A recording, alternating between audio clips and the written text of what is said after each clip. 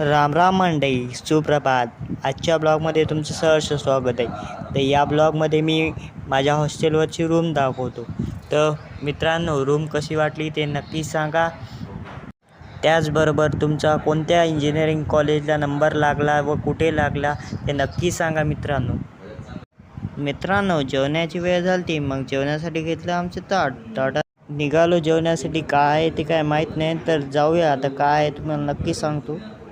पाहतो तर काय, जेवण्यासाठी आलूची भाजी होती. मित्रांनो, तुम्हाला कोणती भाजी आवडते ते नक्की सांगा. जेवून घेतली बॅग आणि निघालो कॉलेजसाठी. तर कॉलेजचं कॅम्पस तुम्ही पाहिलंच होतं, तरी डबल दाखवतो. अच्छा.